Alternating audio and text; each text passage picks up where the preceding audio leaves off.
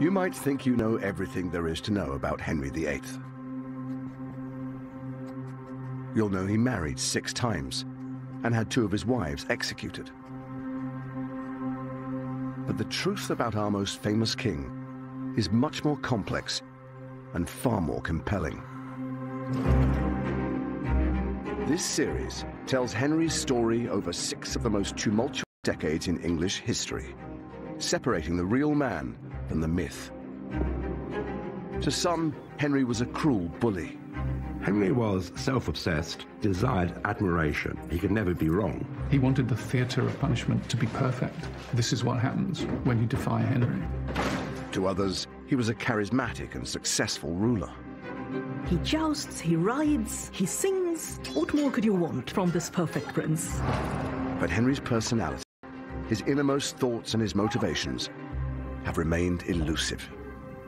Today we might call Henry a little bit OCD. It was said of him he couldn't hold somebody's gaze. He felt uncomfortable. Now a team of Tudor experts have come together to investigate who the real Henry was. They'll unearth never-before-seen documents, including some from the Vatican's archives. Thank you so much for showing me one of the greatest prizes in Tudor history. And they'll go backstage at Henry's court to unravel a murky world of power, plots, and petrifying ambition.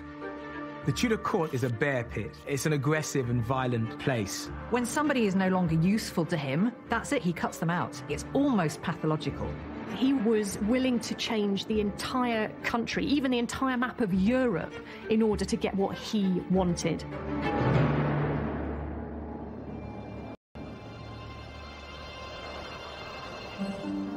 Henry VIII is born on the 28th of June, 1491. But he's never meant to be king in the first place. He's the spare heir, living in the shadow of his older brother, Prince Arthur. As the second son, the younger of the princes, comparisons could be made with Prince Harry. In fact, Henry was known as Harry for much of his childhood, and there are some similarities physically as well. He was allowed, really, to be a little bit wilder, to indulge his favourite pastimes. He just didn't have the same pressures as his elder brother. Henry clearly sees himself as the spare rather than the heir. I suppose in some ways that might be liberating, but in other ways it might nurture a certain jealousy.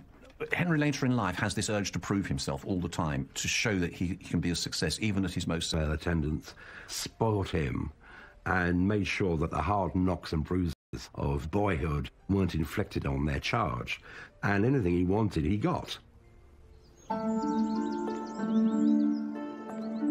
As the second son, Henry is ignored by his father, and instead raised by his loving mother in the protective female world of Eltham Palace. Henry's relationship with his mother was unusually close. His mother seems to have taken a real care for the education of her son. For a royal princess to grow up in this sort of environment wasn't that unusual. For a royal prince, however, it was a little bit strange, and it just goes to show how unimportant, really, Henry was considered in the line of succession. But when Henry is just 10 years old, something happens that transforms his life. Unexpectedly, his older brother dies, leaving him as heir to the throne. He's no longer the second son, he's the first son, and he's going to be King of England. It's hard for us to imagine the pressure on him, the idea of having to take up that position. To make matters worse, Henry's beloved mother, Elizabeth of York, dies just months later. Recently, this remarkable survival from Henry's childhood has been revealed to us, and it's incredibly exciting because for a long time it was thought that this was just an old page in an illuminated manuscript. But when we look behind this figure of King Henry VII here, we see King Henry VIII, as he later became, as just a boy. This weeping child on the edge of an empty bed, that of his mother. He can't contain his emotion. His head is thrown into his arms in despair. We imagine Henry VIII as being someone that maybe didn't feel emotion, that wasn't affected by grief, but we can see in his reaction to his mother's death that it really broke his heart. He was now the heir to the throne, and he didn't have his mother to guide him.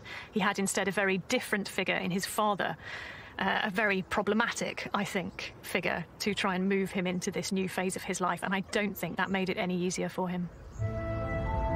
Henry's father, Henry VII, won the Wars of the Roses, a bitter civil war which lasted 3 decades and divided the kingdom.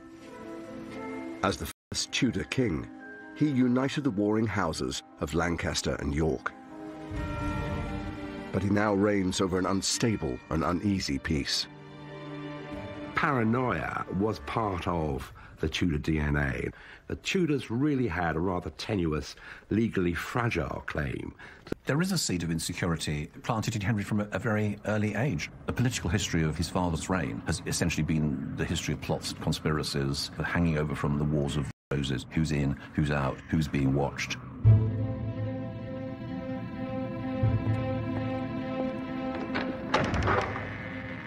Everything changes for Henry when he becomes next in line to the throne. He is now brought up directly by his controlling father, after years of being sidelined. Henry's relationship with his father was really complex. There are lots of eyewitness accounts that Henry was never permitted to go out of the palace. He was kept to his rooms, and that when he did appear at court, he never opened his mouth except to answer a question. This is so different to the upbringing that Henry had known. He must have felt like a virtual prisoner.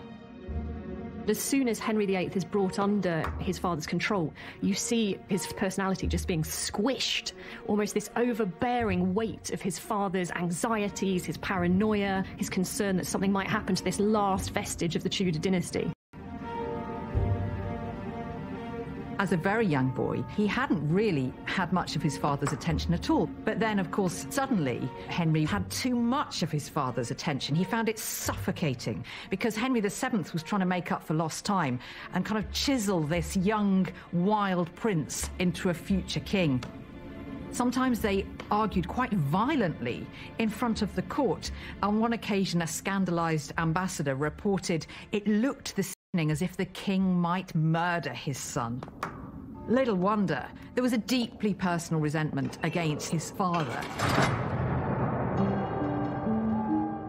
After 7 years of living under this harsh regime, Henry finally glimpses freedom. His father is now dying, and Henry has been summoned to see him one last time.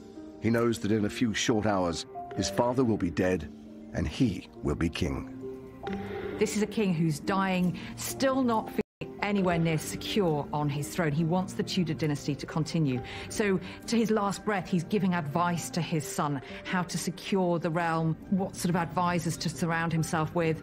He told Henry that he had to marry Catherine of Aragon, the widow of his elder brother Arthur, and he would rule England with her. It wasn't a sort of if or but. This is what you're going to do. And Henry meekly accepted it.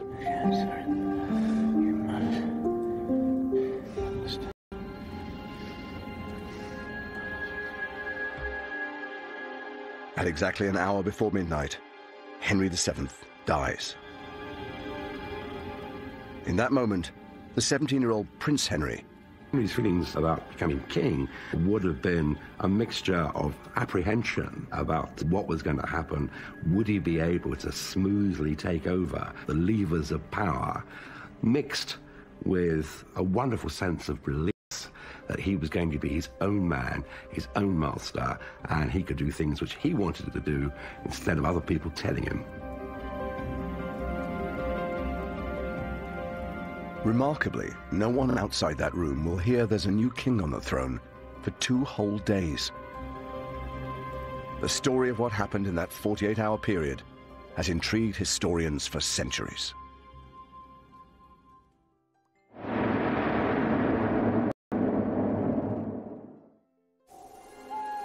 The next 48 hours will decide the fate of the kingdom. As soon as the old king dies, his closest courtiers start plotting. When Henry VII dies, there's essentially a court coup. His death is kept a secret for the best part of 2 days, while in the background they decide how to bring on this new regime with a splash. Henry played a full part in this cover-up of his father's death. Of course, he had a vested interest in it because he wanted to secure the throne. For Henry, this is his first real experience of the ruthless machinations of Tudor politics. The Tudor court is a bear pit. It's an aggressive and violent place. Your best friend can become your enemy, and your enemy can become your best friend. You need to be able to plan and plot your way through this vacuum of power. And in order to do that, you have to make sure that nobody knows the king is dead. Nobody has time to stage their own coup d'etat. He must have been affected by this atmosphere of intense fear and suspicion, not knowing who to trust, being very, very aware that actually the Tudors were a fragile dynasty. Henry is convinced that the biggest threat to his new reign is a rebellion coordinated by two of his father's most powerful advisors, Richard Empson and Edmund Dudley. Empson and Dudley were the sort of slick apparatchiks that Henry VII brought in to enforce his will, and they resorted to unsavoury methods, rigging juries, accusing people of crimes they hadn't committed. Probably everybody disliked them. Early on the morning of the 24th of April, 1509, after 48 hours in limbo, Henry VIII is finally proclaimed king. But at the same time, he issues orders for the arrests of Empson and Dudley. Empson and Dudley are scapegoats. They're convenient. You get rid of them, you appear to distance yourself from... I think people had underestimated Henry before because they may have thought that he was merely a puppet that his father was controlling, but now Henry makes it very, very clear he's the one calling the shots. In the name of the king! What's idiots? You're coming with us! Come on, get your hands off me! The arrests win the new king instant support with his people. But it's likely that Henry has an ulterior motive. Henry VIII continued to resent his father for quite some time. He had had lots of his own impulses suppressed for years and years, and because Henry couldn't do anything about it as long as his father was king, when he was gone, well, there's an opportunity with Empson and Dudley to play out his irritations, his frustrations with his father. Down the stairs! On the same day, Henry issues a groundbreaking piece of legislation, a general pardon. This extraordinary document sees Henry explicitly criticize his father's reign. What Henry is trying to do is to win popularity and quickly. So as well as getting rid of his father's despised ministers, he issues a general pardon to all of those who'd fallen foul of Henry VII's justice. So of course this makes him incredibly popular. People love him. Now that pardon is basically rubbishing Henry VII. This is an extraordinary move that you use your father's unpopularity to sell yourself to your subjects. Henry's telling his subjects that he knew they had suffered grievously through injustices imposed by his father, and he was happy to do all he could to right those wrongs. He wants to begin in a way that is going to make a break with the... Of course, it's all about reputation. It's all about this gleam in his eye that he's going to be a famous monarch, the best king that ever reigned in English history.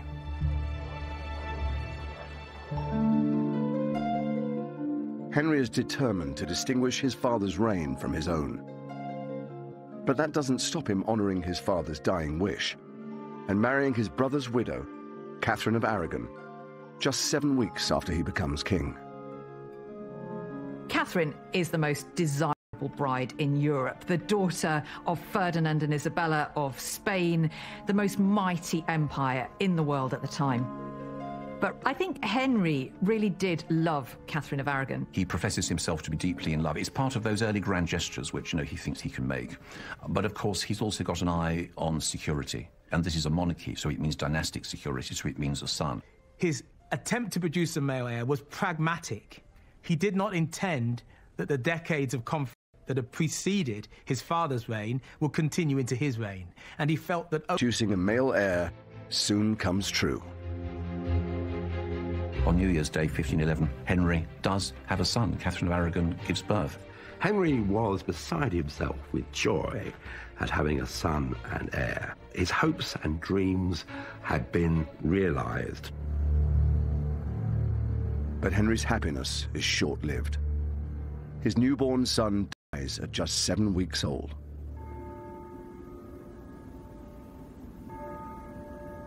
Henry doesn't seem to have responded very much at all to the news of his son's death. He does comfort Catherine, but there's no real sense from any of the chronicles or ambassador reports of this time that he is actually grieving himself. He is able to almost put a full stop on that child's life and move on from it. He has something intrinsic within him that he can just be cold, that he can shut down emotion. Throughout their marriage, Henry and Catherine will lose a total of 6 children. And Henry's anxieties about having a son and heir will intensify as the years go on.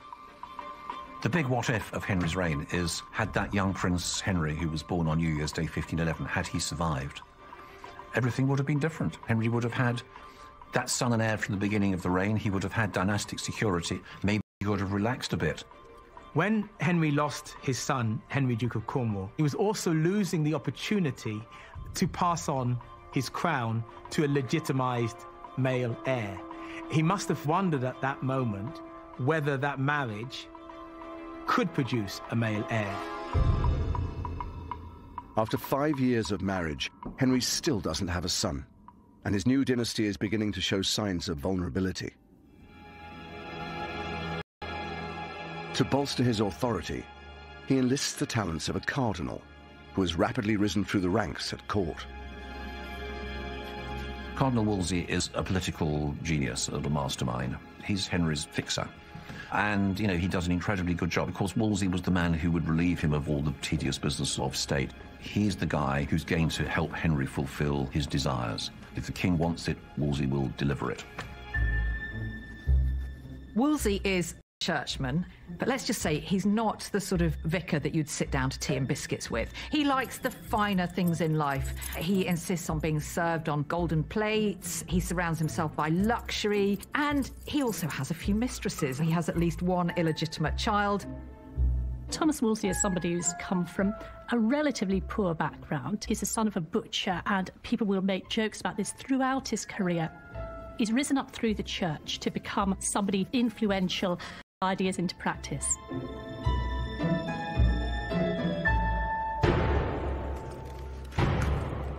For Henry, Wolsey becomes indispensable. Henry has always loved outdoor pursuits, and whilst he hunts, jousts and fights, the cardinal takes all matters of state into his own hands. Henry in his 20s is often described as the most handsome prince in Europe. He was 6'1", stood above the other courtiers, and he certainly stood above the general populace. They could see him coming.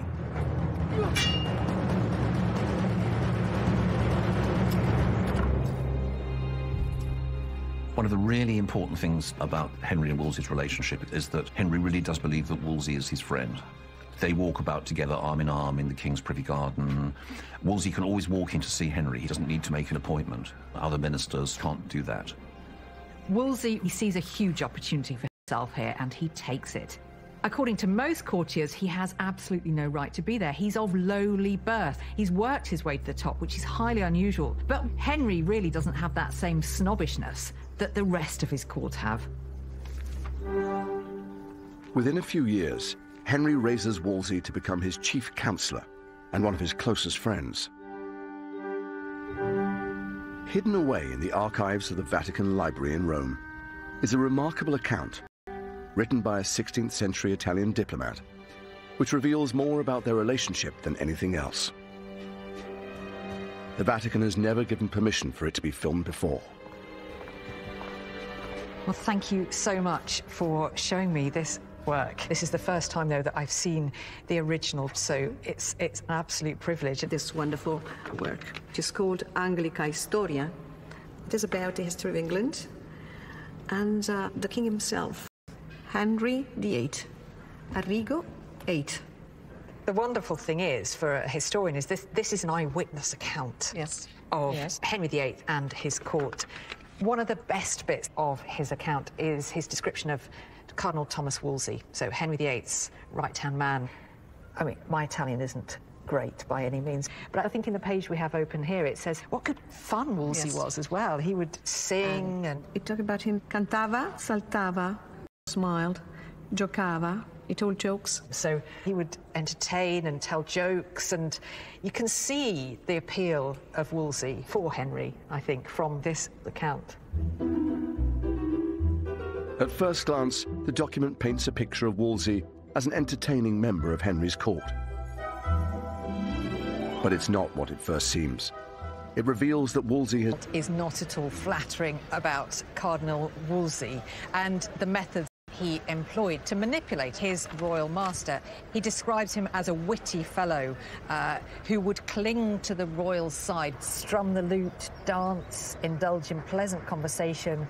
He's almost doing his business by stealth. Henry doesn't realise all the things he's agreeing to, and that by these methods he would inculcate, instill and drum into Henry's ears all of the messages that Wolsey wanted to get across. My favourite extract comes when he kind of lures Henry in by showing him a pretty jewel or a ring. It's almost like he's treating Henry like a child, tempting him with sweets, and Henry then just agrees to whatever the cardinal asks of him. Henry's weakness for flattery and manipulation allows Cardinal Wolsey to rise to the highest echelons of court. But in a few short years, Henry will turn on his close friend and advisor with a vengeance.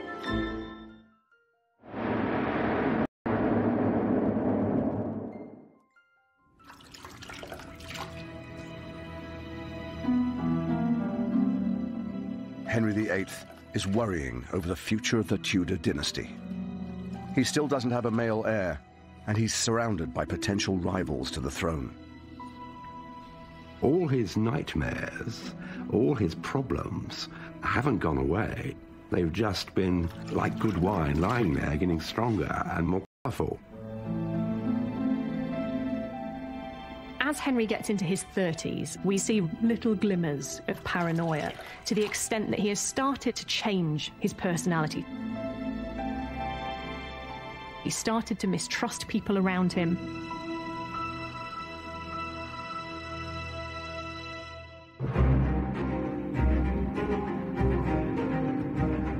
As his paranoia grows, Henry increases the provisions for his personal security.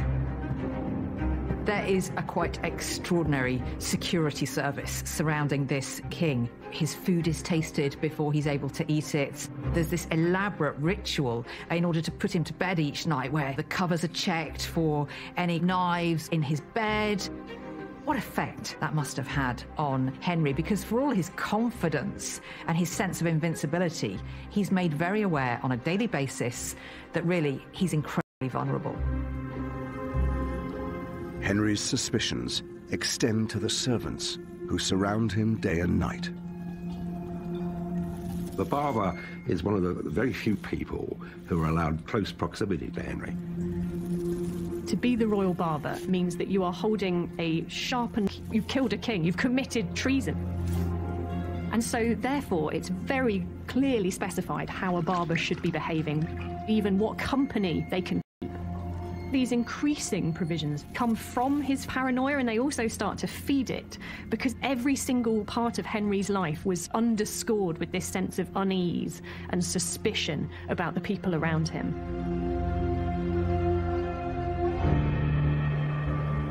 Henry fears an uprising from a rival claimant to the throne. And he hears a rumour that the Duke of Buckingham is secretly plotting against him. The Duke of Buckingham was the highest ranking nobleman in England, and he had royal blood and lots of it. Henry is particularly suspicious of Buckingham because he doesn't make any secret of his claim to the throne, nor of his desire to be king. Henry's suspicions reach boiling point, and he writes a letter to Cardinal Wolsey that seals Buckingham's fate. Henry's letter survives to this day, and it's held here at the British Library. It's extremely exciting for me to see this original letter by Henry. There actually aren't many of them because, as Henry himself says here, he finds writing tedious and painful. He tends to entrust that task. Getting stronger and more colourful. As Henry gets into his 30s, we see little glimmers of paranoia, to the extent that he has started to change his personality. He started to trust people around him.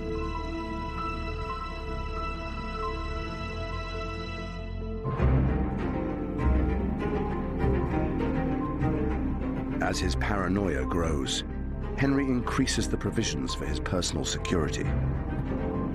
There is a quite extraordinary security service surrounding this king. His food is tasted before he's able to eat it. There's this elaborate ritual in order to put him to bed each night where the covers are checked for any knives in his bed. What effect that must have had on Henry, because for all his confidence and his sense of invincibility, he's made very aware on a daily basis that really he's incredibly vulnerable. Henry's suspicions extend to the servants who surround him day and night. The father is one of the very few people who are allowed close proximity to Henry. To be the royal barber means that you are holding a sharpened blade next to the King of England's throat. If you make one mistake, you've killed a king, you've committed treason. And so, therefore, it's very... His writing tedious and painful. He tends to entrust that task to scribes. So the fact this is in Henry's hand is hugely significant. This letter was intended for Wolsey's eyes only. It's top secret. So Henry is instructing Wolsey to keep good watch on the Duke of Buckingham. He effectively wants Wolsey to spy on Buckingham. He is Henry's prime target. He's the one he is most afraid of. Wolsey soon uncovers a whole raft of evidence that's enough to condemn Buckingham for treason. He's plotting rebellion. He's even stealing some of Henry's own servants and placing them in his household. Also, the thing that rankles most with Henry is that a monk has prophesied that Buckingham will be king. Well, for a man as paranoid as Henry, that really is going to be the nail in the coffin. Wolsey's investigation produces enough evidence for Buckingham to be found guilty of treason. And he is beheaded by an inept axeman who takes 3 strokes to cut through his neck. Henry's treatment of Buckingham is one of the earliest and most vivid indications of his brutality.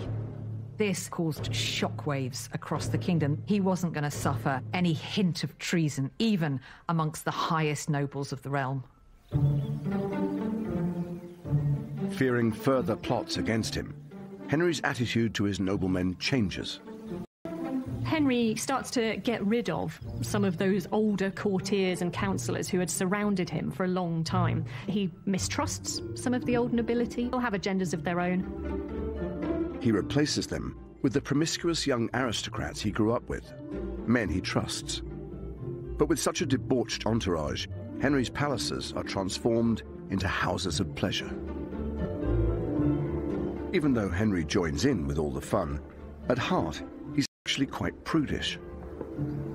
You can almost picture Henry the morning after, walking through this scene of devastation with food strewn everywhere. There were people just sleeping on the floor wherever they could. Henry's a real contradictory character in all of this. On the one hand, he's encouraging this quite wild party atmosphere, but on the other, he's quite fastidious. I think actually today we might call Henry a little bit OCD. For as much as he liked to project himself as a party boy, actually he found it all deeply unsettling. The best evidence of Henry's controlling behaviour is contained in a little-known court document called the Eltham Ordinances. The Eltham Ordinances are effectively a great long list of rules that were drawn up by Cardinal Wolsey on Henry VIII's command to reform the royal household. But what's fascinating about them is that they give us an insight into Henry's psyche. One of the things that's really clear here is just how bossy Henry is. He instructs here that the people in his privy chamber shall be loving together and of good unity and accord. So, in other words, go about your work with a smile. And, perhaps more importantly, keeping secret all such things as shall be done or said in the same privy chamber. I mean, this is basically a gagging order. If you're working for the king, then don't speak about what you see or hear in the Privy Chamber. But for Cardinal Wolsey, the Eltham ordinances serve another purpose entirely. Wolsey had an ulterior motive. He wanted to control the people who were getting close to the king. He wanted to ensure that other people couldn't bend his ear, and as it says here, not intermeddle of causes or matters. In other words, the people who are close to the king should not be talking politics, and they shouldn't be trying to move up in the world. So this is really something of a political coup at the same time as it is a book of rules for how the household should behave. The Eltham ordinances helped Wolsey to become the most powerful man in England, other than the king himself. But there are signs that Henry feels the cardinal is getting too big for his boots. Wolsey runs a court that is spectacular. You know, when he holds parties at Hampton Court, there are hundreds of people there for dinner. But it's also getting to a point of almost competing with Henry himself. And that's a bit of a problem. Henry starts to look more closely from time to time. They have the odd little clash. I mean, Henry was always in charge, even when he was just leaving things to other people. A real indication of Henry's growing unease with Wolsey's status comes over the issue of Hampton Court. Wolsey knows that Henry's a bit jealous of it, and when he realises that he's starting to lose Henry's favour, he makes this very symbolic gesture of giving it to the king.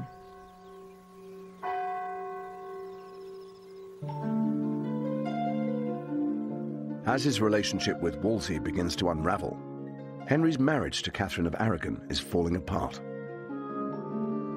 One of the deep-seated things in Henry's character is that if something goes wrong, it's always somebody else's fault. And so Henry does start to blame Catherine. After the birth of the Princess Mary, their only child, there are no more living children. And then, of course, Catherine is almost 6 years older than he is, and she's going to enter the menopause, and that worries him.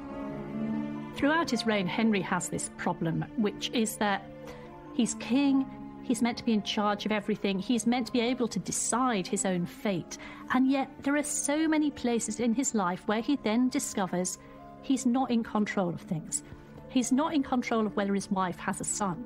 A queen is there for one principal purpose, and that is to produce sons. Catherine's not doing that, and therefore, you know, he's bound to look elsewhere.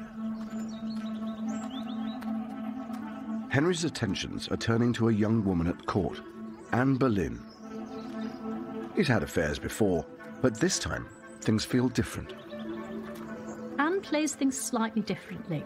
As soon as it becomes apparent that Henry is considering the validity of his marriage to Catherine of Aragon, she starts positioning herself as the potential future bride, and Henry is quite happy to go along with this. And so they start on this attempt to get Henry's marriage to Catherine declared invalid. Desperate to end his marriage, Henry starts searching for a way to divorce Catherine.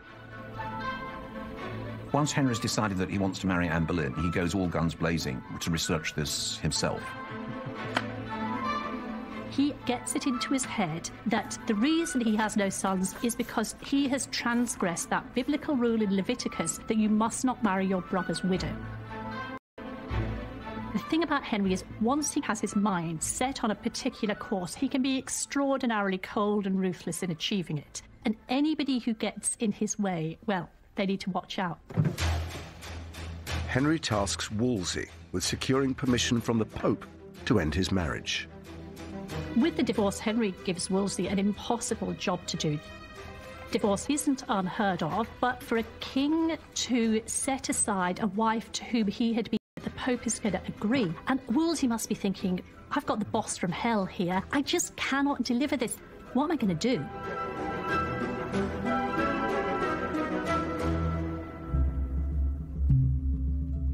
Wolsey's attempts to secure a divorce are failing. Losing patience, Henry takes matters into his own hands, and he initiates a very public trial of his marriage to Catherine. From Henry's point of view, the divorce trial should have been a way to sort things out and get a legal ruling to get his own way. But the Queen comes in, she gets down on her knees before Henry, and she makes this extraordinary plea to her husband, asserting her role as his wife, pleading for her rights to stay in the marriage. He doesn't react. there is nothing. He's not at all swayed by all of this emotion. This is an indication of that coldness just coming to the surface in Henry's character. It's almost like when he's decided that somebody is no longer useful to him, that's it, he cuts them out. He moves on to the next thing. It's almost pathological. The divorce trial ends in failure, and Henry blames his chief minister. Wolsey has genuinely tried to get Henry the divorce he wanted. And it's not really Wolsey's fault that this has not worked out. I mean, the big balance of power is against him. And yet, in Henry's mind, Wolsey has failed in the most significant diplomacy that Henry has ever asked him to do. There was this invisible line which Henry drew. Once you cross that line, you will pay the penalty for doing it. And there's no going back. You can't rub out history. Once you have annoyed Henry, once you have damaged his ego, you will pay for it. And Wolsey knew his days were numbered.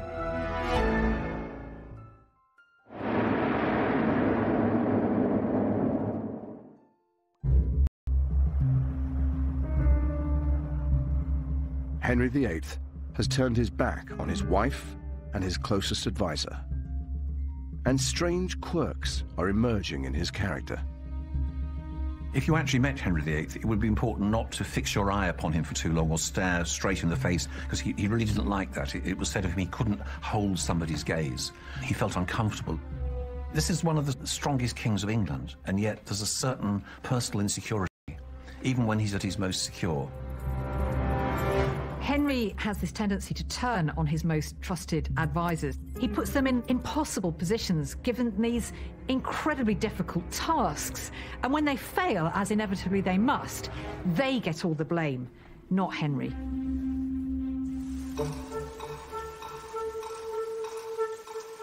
Henry banished. Once the king's most powerful subject, Wolsey is stripped of his post as Lord Chancellor, and his property is seized.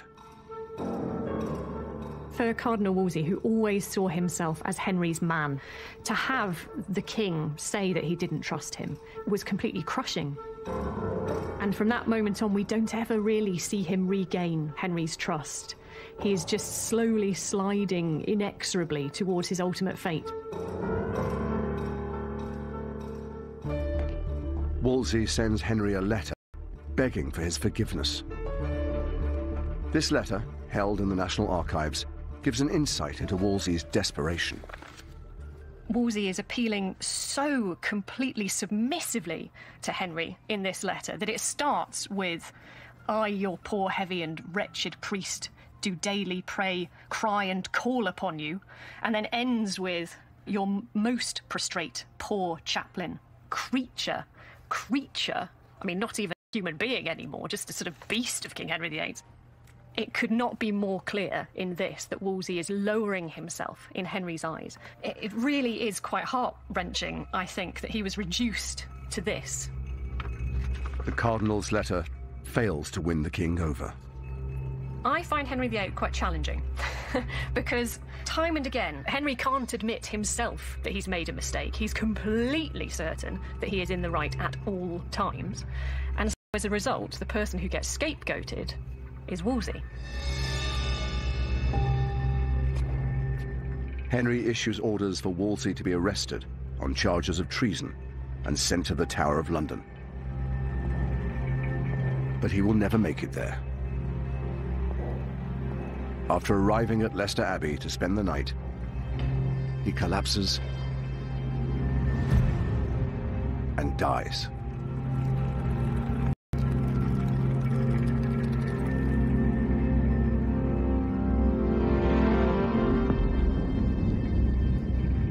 In the aftermath of Wolsey's death, one of his servants goes to see Henry to try and persuade him to look kindly on his old servant. This is when we see Henry's contradictory nature, because Henry declares, "If I could lay out £20,000 to bring back the cardinal, I would gladly do it." In the next breath, he reminds Wolsey's servant that his master had died whilst owing him £1,500. After Wolsey's death, it becomes clear that the Pope will never grant Henry a divorce. But Henry is so determined to marry Anne Boleyn that he will stop at nothing to achieve it, to break with the Pope and the Roman Catholic Church. He didn't want to be responsible to the Pope. He wanted to centralize power to himself. It was the only way he would get a divorce. It was the only chance of having a son and heir. Henry has started to radically change the course of English history. He transformed every aspect of his kingdom, religious, political, but he's developed into a very different man. He's moved from being someone who's a bit anxious and uncertain to someone completely convinced of his own rightness, the justice of all of his decisions. He was willing to change the entire country, even the entire map of Europe, in order to get what he wanted. In the next episode, Henry turns on his new queen, Anne Boleyn. The English court is a nest of hissing snakes. Absolutely nobody is safe. This reads, her crimes were so abominable. Anne is the most wicked queen in history. And Henry's paranoia begins to creep into England's politics. Henry VIII comes down on opponents with murderous force. You're either with him or against him. And if you were against him, you paid for it. That's Bloodlust and the Boleyns next Wednesday at 9. The potentially heart-stopping dangers of an asthma attack. Pulled into focus tomorrow night at 9 in brand new 999 Critical Condition. New next, the 20-year hunt for the killer newsreader Jill Dando, shot outside her house in West London. It was a crime that shook Britain. In just a moment.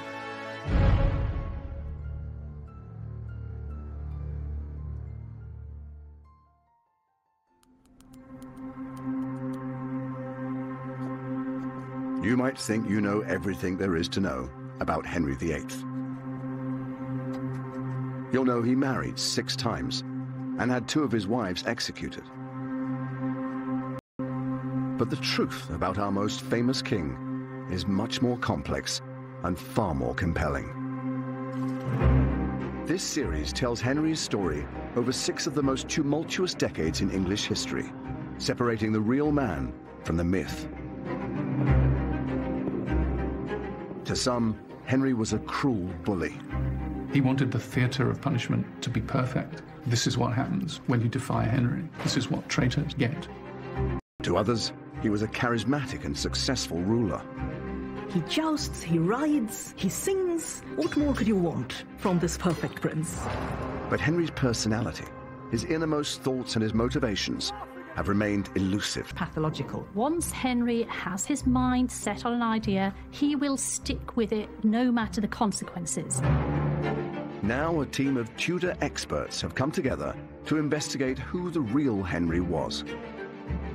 Here are Henry's insecurities written in black and white.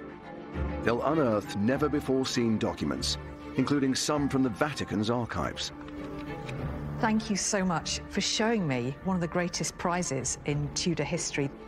And they'll go backstage at Henry's court to unravel a murky world of power, plots, and petrifying ambition.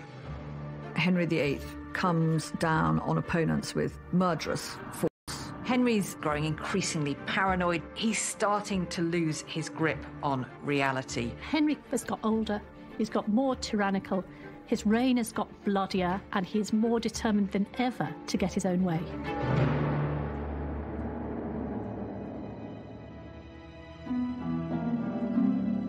Henry VIII is now 41 years old. His first wife, Catherine of Aragon, has failed to provide him with a longed-for son and heir. And he's becoming increasingly anxious about the future of his dynasty. He's banished Catherine from court and is embroiled in an attempt to divorce her and marry his long-term mistress, Anne Boleyn. The way in which Henry is treating the 2 women in his life could not be more different. On the one hand, you have this great chivalrous love play with Anne Boleyn, and on the other, there is the incredibly cruel, heartless rejection of Catherine of Aragon, the wife who served him loyally for more than 20 years.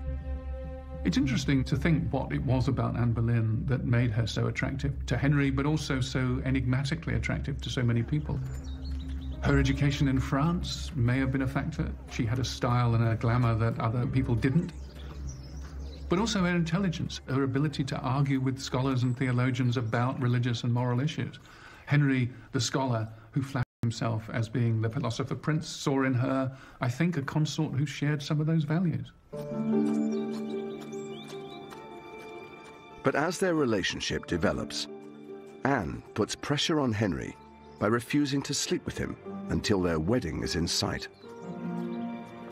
Her own sister had been discarded as Henry's mistress. She wanted more for herself than that. She wanted to be queen. So for 7 long years, she keeps him at arm's length, giving him a little bit of encouragement and then destroying his hopes the next. That speaks volumes about just how much Henry was enthralled to Anne. They survive to this day and are held deep within the Vatican Library. Regina, thank you so much for allowing us to film here and for showing me what has to be one of the greatest prizes in Tudor history. These are the original letters from Henry VIII to his great love, Anne Boleyn. You're very welcome, and we are happy to show people in Great Britain these documents so precious to you and to us, and precious for, I think, all mankind. Henry's letters are written in French, the language of courtly love, and are filled with romantic gestures. You can see there in French, to my mistress, there at the top of the page. He wishes. And, you know, he talks about being struck by the dart of love, or dart d'amour. Now, this is very famous, isn't it? The love heart. It's very romantic that he draws a love heart around Anne's initials, and then either side are his own initials. And even though we don't have Anne's responses, we can sense that she's the one in control, because it's all Henry making the effort and trying to woo her. Yes. And she's remaining just out of reach, which I think was part of her genius, actually. The letters demonstrate just how desperate Henry is. The longer Anne holds him off, the more insecure he becomes. This is probably my favourite of the letters, because I think it's the most revealing of Henry's state of mind. You sense his insecurity in a way, because he talks of how he's been in a great agony since receiving Anne's last letter, not knowing how to interpret it. Here is a man who has showered his love with affection, with letters, with gifts. He's had very little back. One of the naughtiest letters in the whole collection is this one here, where you really get a sense of Henry's frustrated lust. He writes to Anne, wishing myself, especially of an evening, in my sweetheart's arms. Here's a man in torture through this unrequited love. Anne's not giving him much back. Henry doesn't know where he stands, and it's sending him crazy. Anne Boleyn's behaviour and the desire for a male heir have provoked Henry into making one of the most monumental decisions in English history: breaking with the Roman Catholic Church. Eventually, free from the Pope's authority, Henry divorces Catherine of Aragon and marries Anne Boleyn. But all of this comes at the highest imaginable price.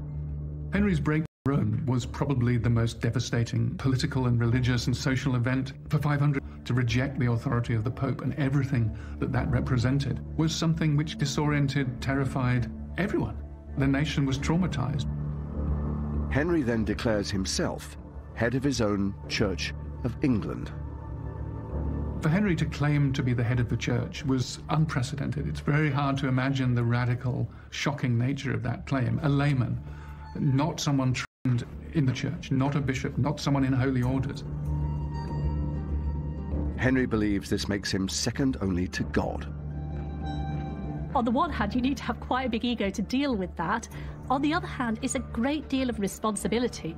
Henry, who is already trying to manage a kingdom, is now trying to manage a church as well. So at the point that Henry breaks with Rome, I don't think anybody quite knows what is going to happen next. Henry might have got his wish to marry Anne Boleyn, but this revolutionary decision is about to catapult England into chaos and damage Henry's reputation with his people.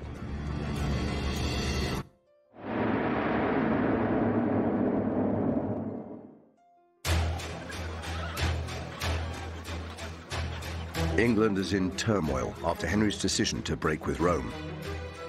But despite opposition, he is now ruthlessly forcing the new religion on his Catholic people.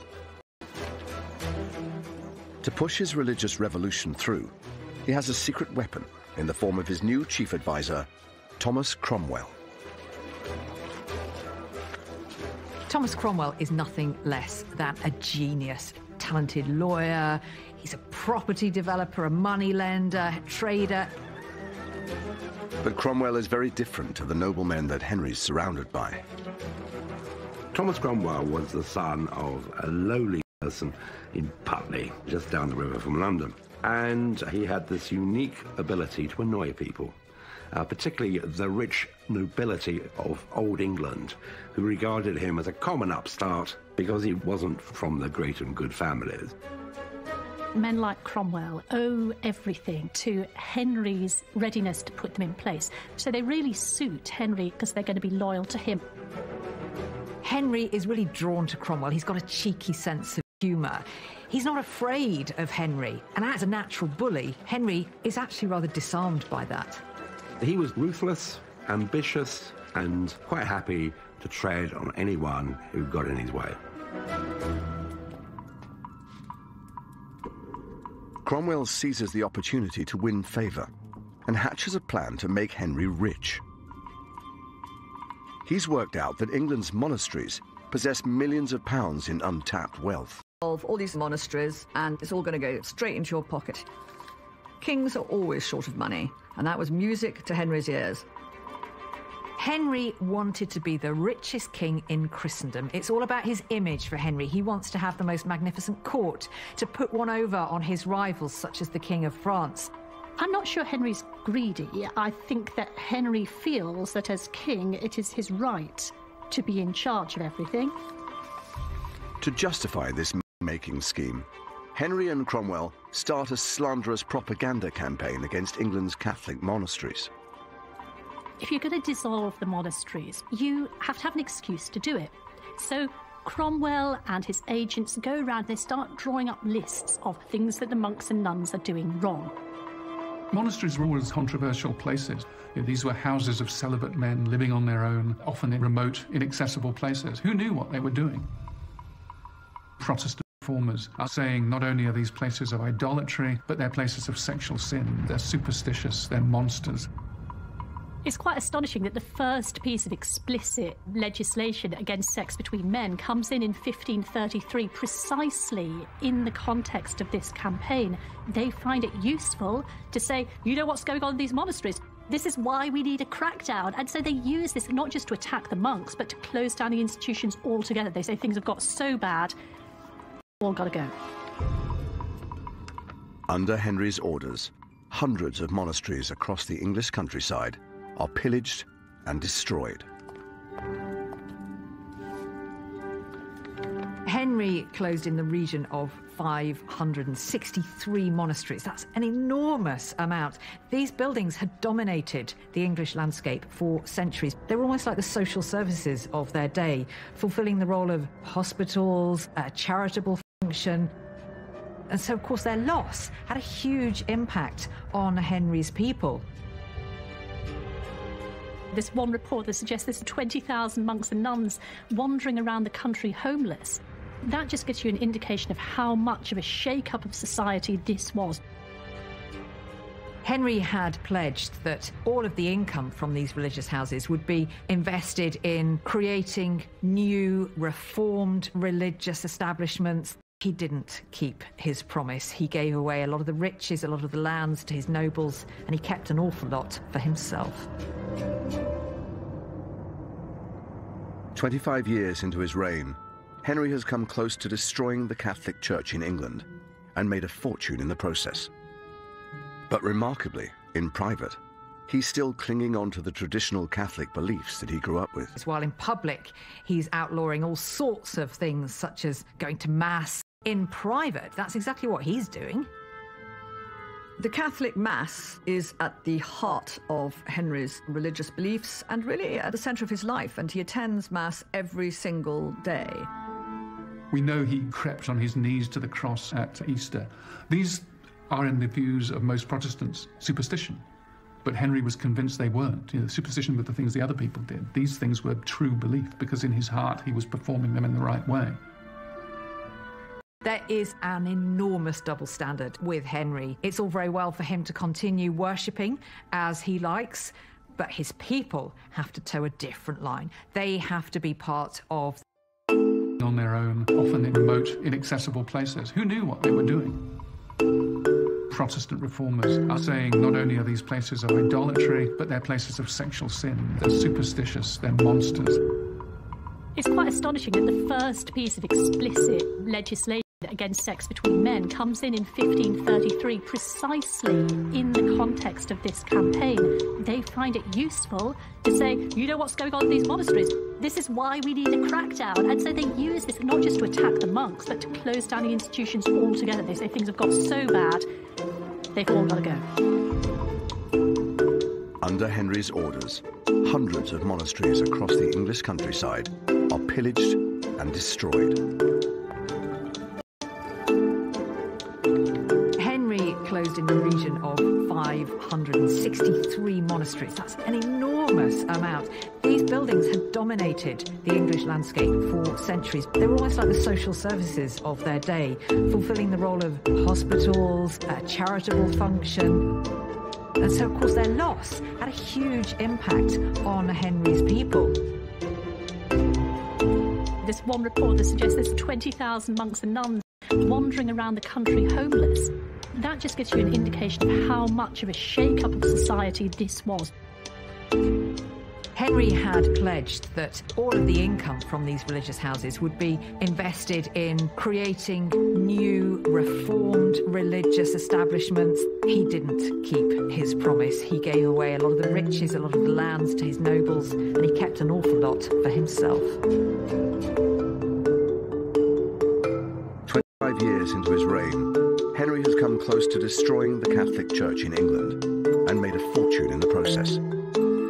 But remarkably, in private, he's still clinging on to the traditional Catholic beliefs that he grew up with. There's a real contradiction in Henry's attitude towards the religious changes, while in public, exactly what he's doing. The Catholic Mass is at the heart of Henry's religious beliefs and really at the centre of his life, and he attends Mass every single day. We know he crept on his knees to the cross at Easter. These are, in the views of most Protestants, superstition.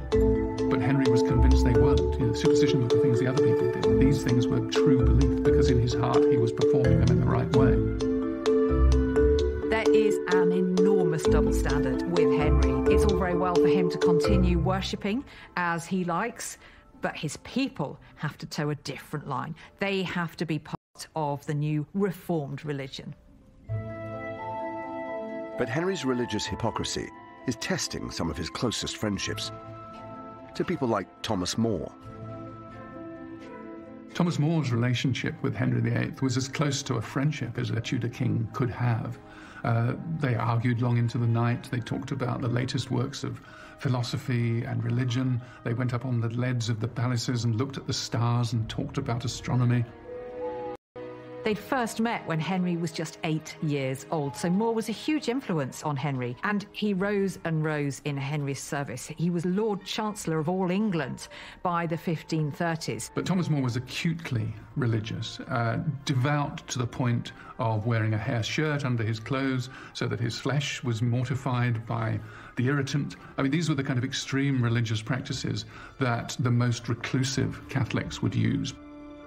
As a devout Catholic, Thomas More disagrees strongly with Henry's decision to break with the Roman Catholic Church. And he's not the only one. Growing numbers of people are speaking out against Henry's new regime. These voices of dissent play heavily on Henry's insecurities. Some outspoken priests in Middlesex said that Henry's private life resembled a pig wallowing and defiling itself. A nun makes these prophecies saying that she's seen a place reserved for him in hell. For Henry, this is all deeply personal. Anyone who speaks out against his reforms is criticising himself, and he can't take that. Like his father before him, Henry VIII comes down on opponents with murderous force. Hidden away in the Houses of Parliament is evidence of just how murderous Henry is becoming. Here I am in the Parliamentary Archives looking at the 1534 Treason Act, one of the most extraordinary documents in Henry's reign. Here are Henry's neuroses, Henry's fear. The 1534 Treason Act says it's now high treason to maliciously wish, will or desire, by words or writing, or by craft imagine, an attempt of bodily harm against the king or the queen or their heirs apparent. This document says that it's now high treason to maliciously publish and pronounce by express writing or words that the king is a heretic, schismatic, tyrant, infidel, or usurper of the crown. The act is extraordinary because it's not only governing how people behave, but it's governing how they think and what they say. Henry VIII believed that as far as his subjects were concerned, you're either with him or against him, and if you were against him, you paid for it. This document changed Henry's realm into a land of fear. Words spoken in jest or in drink or in anger could lead you to the scaffold. This brutal act significantly widens the scope of treason, and it marks a turning point in Henry's reign. That need not only to have people obedient, but to believe absolutely in the justice of what he was doing was unprecedented. No one had asked this before. That is intruding into everyone's belief system, into their consciences, in a way that no one had tried before or since. One of the first victims of Henry's ruthless new regime is his old friend Thomas More. Henry locks him in the Tower of London because More refuses to endorse his religious reforms. More is very much a devout Catholic, and that idea of England breaking completely away and defying the Pope, defying tenets of Catholic faith, is not something that More can really live with. More remains in the Tower for a year, and during that year, Henry does everything he possibly can to persuade him. He even says to him, believe what you like in your heart, so long as in public you're with me. I think Henry still had that deep-felt conviction that eventually their friendship would prevail, and that would be won over by the sheer weight of argument and the force of Henry's personality. Tudor history is full of these moments where people who have been working together for months and years suddenly fall apart. But I think it's particularly traumatic when it comes to Henry and Thomas More because of that deeper intellectual connection that the two of them had forged.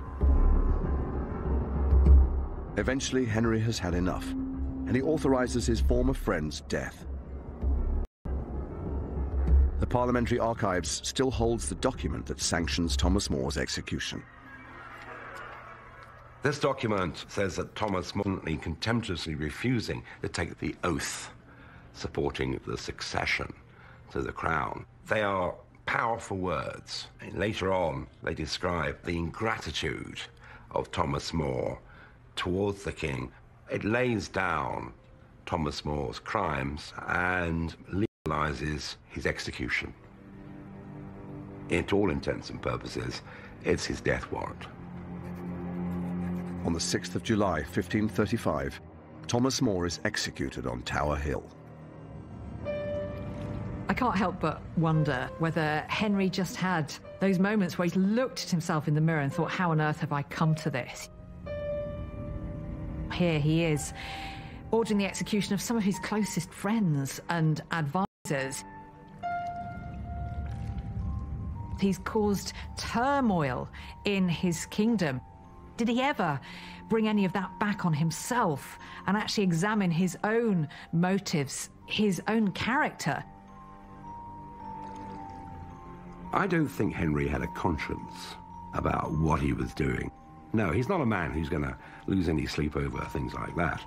He has an objective which he wants to achieve, the continuation of the Tudor dynasty, and nothing or no one is going to stand in his way. He absolutely believed in the righteousness of his own conclusions, and that's what drove him through. There's definitely a sense at this point in Henry's reign that it's almost gathering a momentum of its own. There's no stopping Henry now, and it's going to get more and more brutal. Little does Henry know that a freak accident is about to alter the future of his kingdom and the fate of his second wife.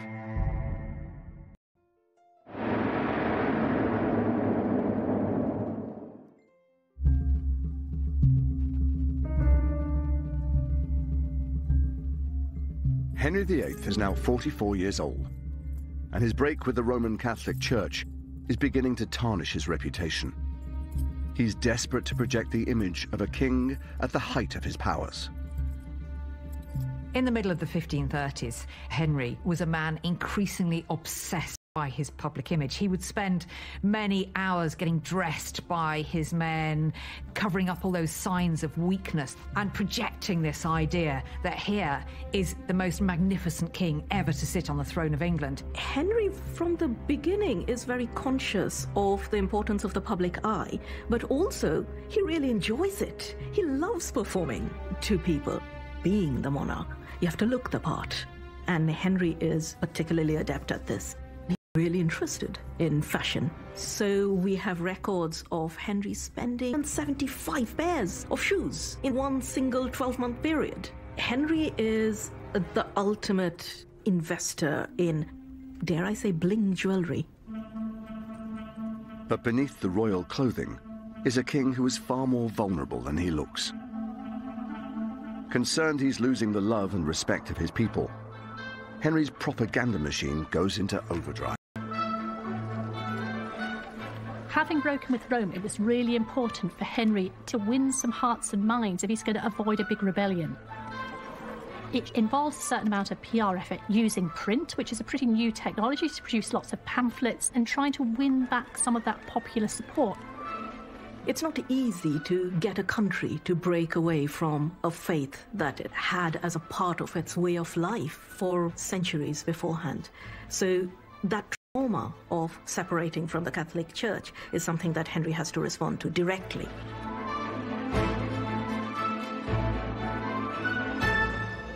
Whilst Henry hopes to escape public unrest, he can't seem to avoid it in private. Henry develops an increasingly bad temper because he's losing patience with Anne and with this marriage, and also the fact that he hasn't yet produced the male heir, and so he just now wants results. Henry needs God to show him that he approves of his actions by giving him a son.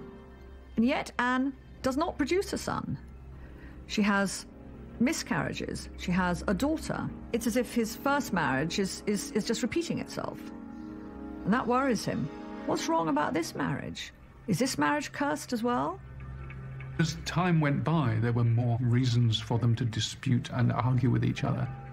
Her inability to produce the male heir was the grumbling resentment, but also her commitment to religious reform, her willingness to argue with Henry. These things were things that, over time, became more annoying than attractive. The real turning point for Henry is when Anne accuses him in public of having an affair behind her back, and Henry is angered that she would dare question him in public about his behaviour. Henry responds to Anne by telling her that she needs to turn a blind eye to this behaviour as her betters had done, meaning Catherine of Aragon, and that he could unmake her just as quickly as he had raised her. There's another person causing trouble inside the royal marriage. Henry's advisor, Thomas Cromwell. Henry's court has become like a pressure cooker. So at the centre of this, we have Cromwell and Anne, who are each other's rivals and enemies. Anne has her own faction behind her, and Cromwell has his supporters. And we see in the court these two rival factions fighting for Henry's attention. So he was very keen to act against her, to strike first before he was attacked himself. Anne has an ace up her sleeve that she thinks will secure her position. She's pregnant. However, something is about to happen that will shake both Anne and Henry to the core. When Henry takes part in a jousting tournament, he falls from his horse.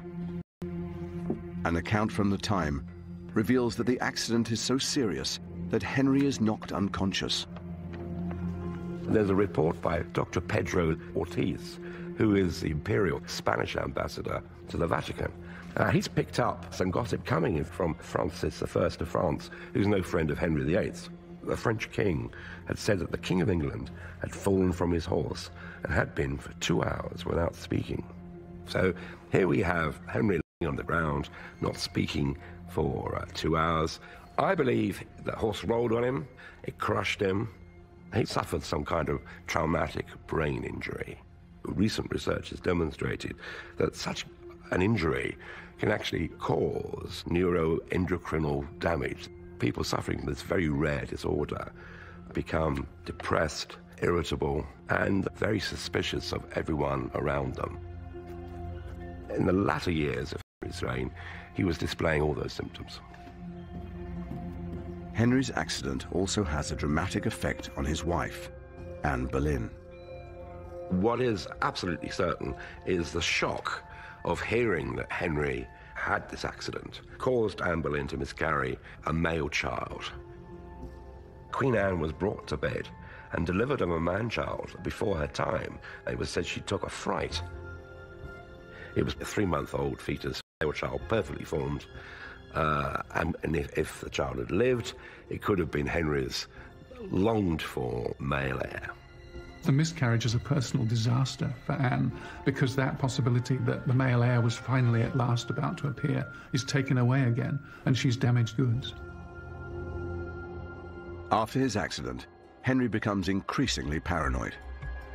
And at court, things are now more dangerous for Anne Boleyn and Thomas Cromwell. There is a diplomatic letter which describes the English court as a nest of hissing snakes. There are eavesdroppers at every corner. Absolutely nobody is safe, from the Queen to the greatest statesman of the country. Around Easter 1536, we see a real shift now between the relationship of Cromwell, publicly disgraces him, and this now puts Anne back on the chessboard, and so she removed Cromwell, her rival, and once again she's the centre of Henry's world. Cromwell storms out, and the first thing he does is to start plotting to get rid of Anne. Cromwell has decided it's Anne or him, and it's going to be Anne. Secretly, Thomas Cromwell launches an investigation into Anne's behaviour.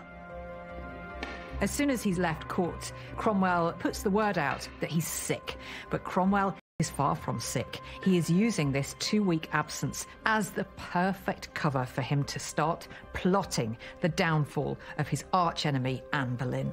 Cromwell has this incredibly sophisticated network of spies and informants. Among his network are a number of ladies from the Queen's own household. Now, Anne isn't popular with her ladies. She's a fairly cruel mistress, so you might imagine how willing those ladies are to give Cromwell tidbits of gossip, information that he can slowly craft into a case. One of the things about the early modern court is that it is based upon flirtation, and it's based upon the language of courtship. So at any point, those acts which could have been perfectly normal are reinterpretable as much more culpable. If you'd say you love the Queen, what do you mean? Cromwell began to find a lot of evidence of people saying inappropriate things.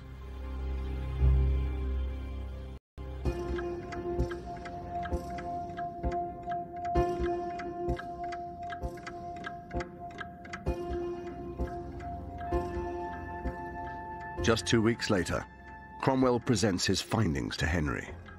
When Cromwell had to go and tell Henry what he'd discovered, it must have been the most terrifying moment of his political career. To say that the king's wife, his queen, was adulterous, I mean, that's not news you can pin in a list of other things as you're going through the morning's business. Cromwell's evidence accuses Anne of conducting an affair behind her husband's back with not 1, but 5 men.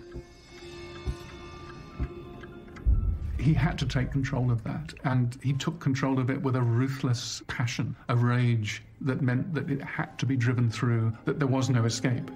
This is a man not in denial, but in manic acceptance of the charge, and I think that's what drives the process from there on in. When he wanted something to be true, it became true. And this was absolutely the case now with his second wife's infidelity, because her real failure, let's be honest about it, was not giving Henry a son. That was the only way she let him down. I don't believe she was guilty for one moment of lenience. In the archives of the British Library is a letter that provides a glimpse into Henry's mind during this time, as well as the man manipulating him, Thomas Cromwell. This is a letter by Thomas Cromwell written in May 1536 at the height of the controversy surrounding Anne Boleyn. This letter is undoubtedly one of our best sources for understanding Henry's perspective on Anne Boleyn. Cromwell says here, "The King's Highness thought convenient that I should advertise you of the same. I should tell you about what's been going on, about the case against Anne." Really, what he's saying is the king has instructed Cromwell to spread the word about Anne Boleyn's crimes, and they are all described here in their full gory detail. This bit here reads, "Her crimes were so abominable that I think the like was never heard." And there's some fairly graphic language used here to describe the Queen's incontinent living. This is written for an absolute purpose. It's telling the world Anne Boleyn is guilty of heinous crimes. Anne is the most wicked queen in history, according to Cromwell. Alongside charges of adultery, Cromwell's letter also accuses Anne of plotting Henry's death. At the bottom we have here talk of a certain conspiracy against the king. So in Henry's mind, it goes beyond just adultery, an unfaithful wife. She's plotting treason. This is a pure piece of PR on Cromwell's part. Cromwell manipulated Henry, and in fact, he later boasted that he had dreamt up the whole scheme against Anne Boleyn. Whatever the truth behind the accusations, Henry falls for them, hook, line, and sinker. Once convinced that there was a kernel of truth to it, Henry's imagination knew no bounds, and at one point famously he said, well, maybe it's 1,000 men. Who knows what Anne is capable of? Henry VIII is a great fan of good stories. He's good at spinning them, and he is also taken in by them. And the story that is spun around Anne is the one of the wicked woman, a woman with an insatiable desire to manipulate men. Henry orders Anne's arrest, and she is escorted to the Tower of London. He will never see her again.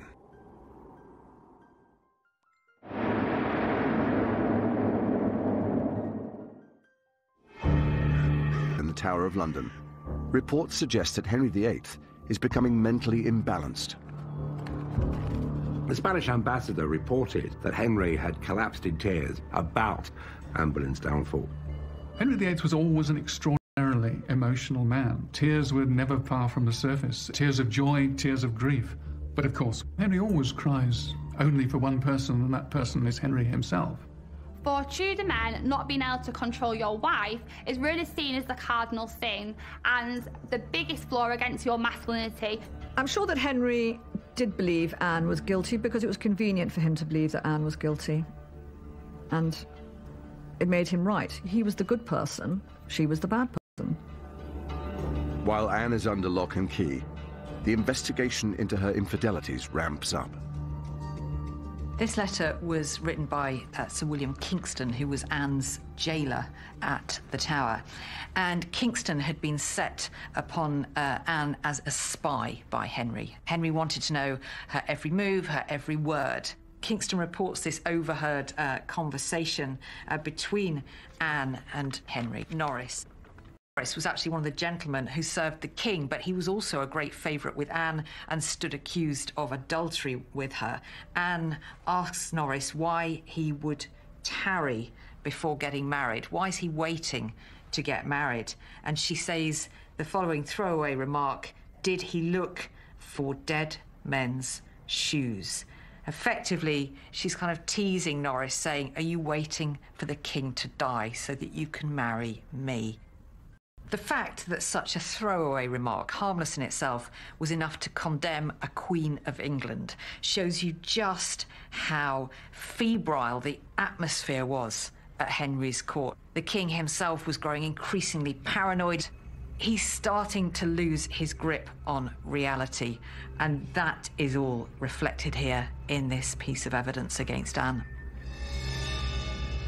Based on this evidence, Anne is tried for treason and quickly found guilty, as are the 5 men accused of sleeping with her. Henry does not attend Anne's trial, but he is heavily involved in the plans for her execution.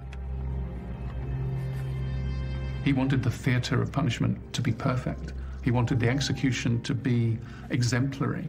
This is what happens when you defy Henry. This is what traitors get.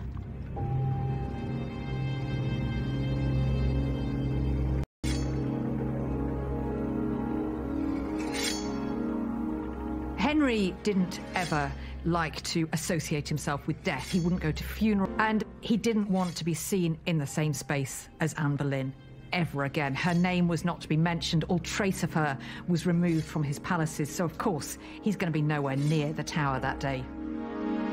But he invited 1,000 people to watch Anne Boleyn's head being struck off. Those are the actions of a madman. On the morning of the 19th of May, 1536, Anne Boleyn is executed. But Henry has already lined up his next wife. The speed with which Henry moves on to wife number 3, Jane Seymour, is deeply disturbing, really. The very next day, they are betrothed. They're married 10 days later. Now, that is fast, even by Henry's standards. He needs to get cracking because, he needs to have a son, and he needs to live long enough for that son to grow to adulthood.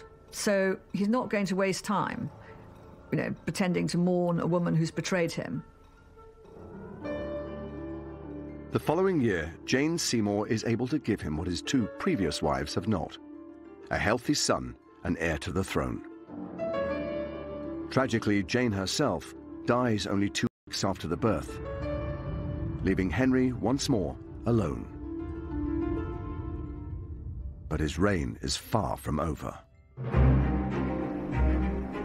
The England of the late 1530s is entirely different from the England of a decade before. We've got the monasteries being dissolved. We've got a dramatic change of personnel at court. All sorts of people have disappeared. Thomas More is gone. Anne Boleyn has gone. Jane Seymour has gone. Henry himself has got older. He's got more tyrannical. His reign has got bloodier, and he is more determined than ever to get his own way. In the next episode, age and infirmity start to catch up with Henry VIII. The pain that Henry got from his leg was absolutely huge. When the leg was really bad, he could turn black in the face and just sort of lie, still hardly able to speak. And he turns on his closest advisor. Those less admirable traits that we'd seen hints of early in his life are now front and centre. This is Henry as a tyrant. This is the beginning of a totalitarian state. That's Henry VIII Endgame next Wednesday at 9. Dangerous weather, empty stations, unique challenges. 2020 captured in the new series of Paddington Station 24/7. Back on the tracks Monday at 9. Next, from Freddie's humble start in Zanzibar to the chart-topping, stadium-filling powerhouse, Queen, the band that rocked the world, in just a moment.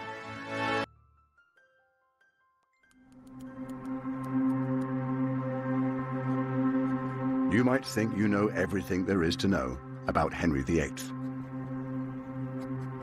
You'll know he married 6 times and had 2 of his wives executed. But the truth about our most famous king is much more complex and far more compelling. This series tells Henry's story over 6 of the most tumultuous decades in English history, separating the real man from the myth. To some, Henry was a cruel bully. He's clever. What he likes to do is to trap people. He's a very skillful manipulator. Henry's punishment was exemplary in its brutality. To others, he was a charismatic and successful ruler. He jousts, he rides, he sings. What more could you want from this perfect prince? But Henry's personality, his innermost thoughts and his motivations have remained elusive.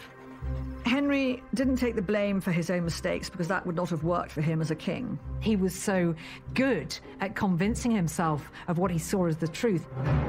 Now a team of Tudor experts have come together to investigate who the real Henry was. If you ever needed proof that Henry was a bit of a megalomaniac, this is it. And they'll go backstage at Henry's court to unravel a murky world of power, plots, and petrifying ambition.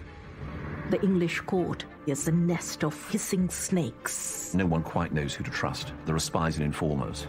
It's very, very clear that behind this public facade was somebody who was fundamentally vulnerable and insecure.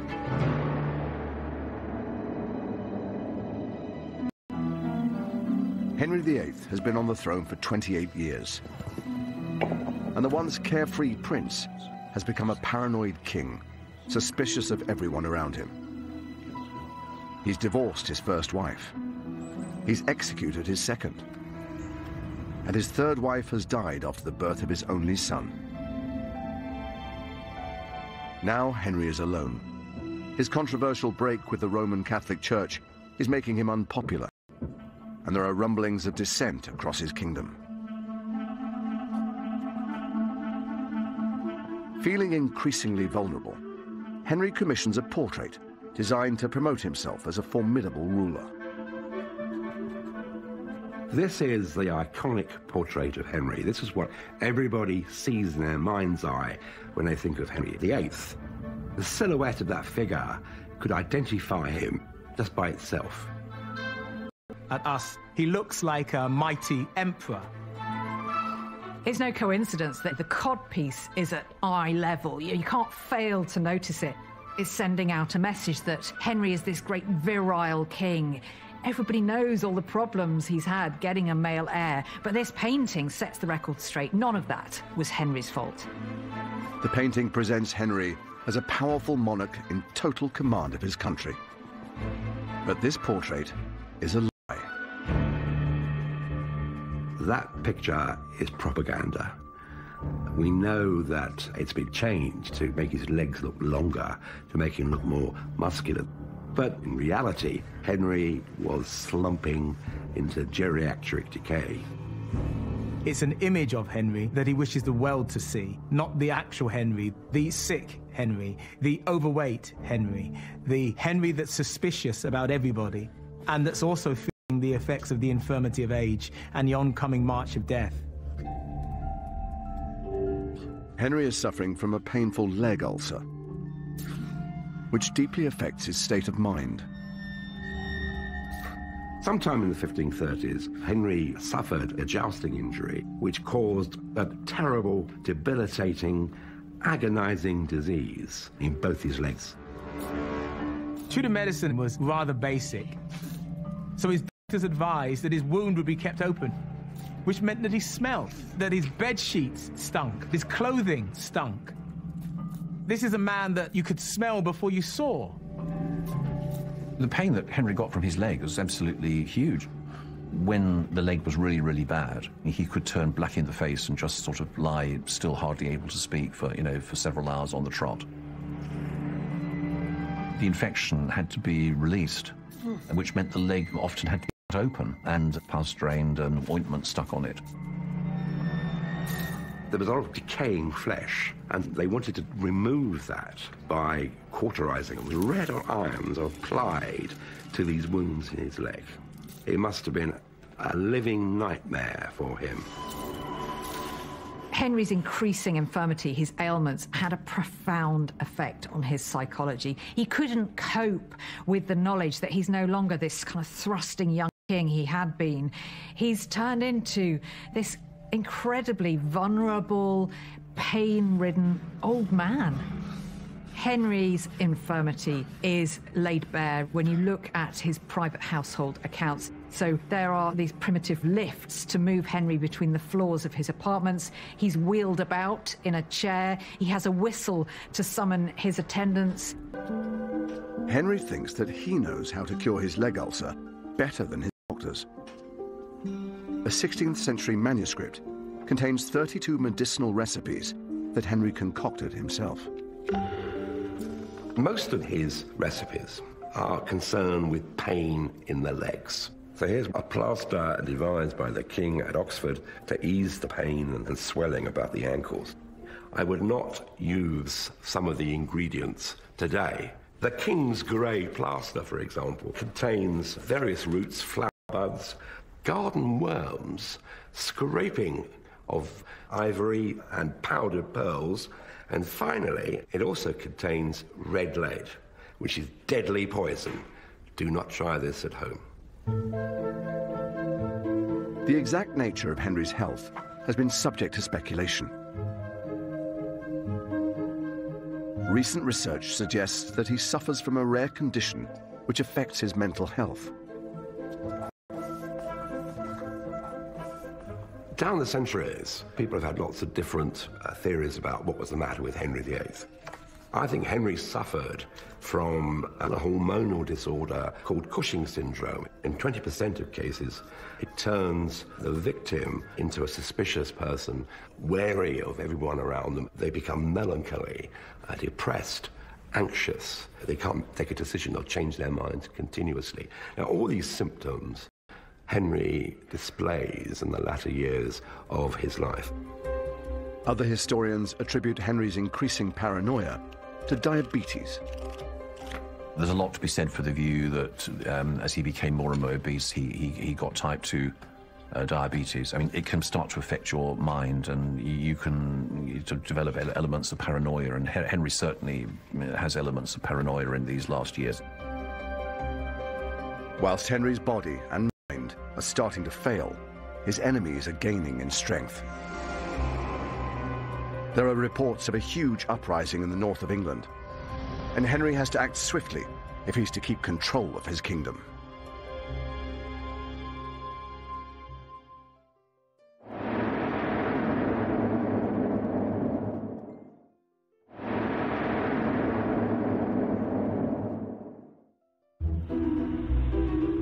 Henry VIII is now 46 years old. His painful leg ulcer has transformed the highly active king into a man who struggles to even walk without assistance. This lack of exercise, combined with massive overeating, are making him obese. And there are detailed records of the enormous quantities of food. On pretty much any given day of the week, we have everything from swan and custard through to rich roasted baby kid or lamb. There's butter and eggs, there's jelly and hippocras, porpoise and seal for the king's delight. But it's been estimated that King Henry VIII would have been having about double the number of calories, bare minimum, that you would recommend in the 21st century.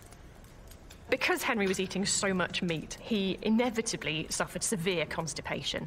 And there's an account in the letters and papers of King Henry VIII of how one of Henry's physicians actually had to come and administer a clister, that is an enema, as we'd call it today, to the king in order to try and flush out his system.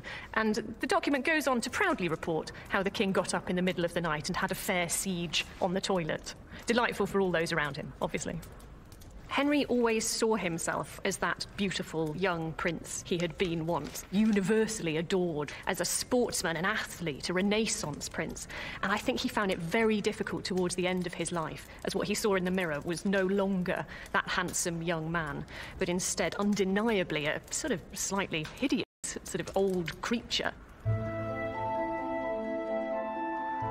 It's 3 years since Henry broke with the Roman Catholic Church and declared himself head of the Church of England. But now the repercussions of his religious revolution are catching up with him.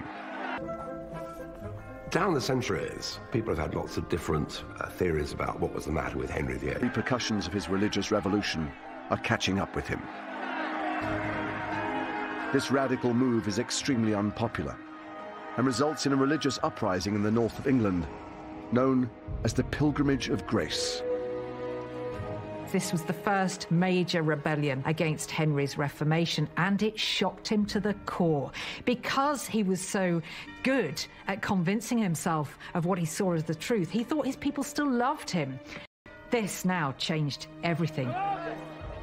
The whole point of the Tudors were that they brought peace and union to England after the divisions of the Wars of the Roses. And now you have division again.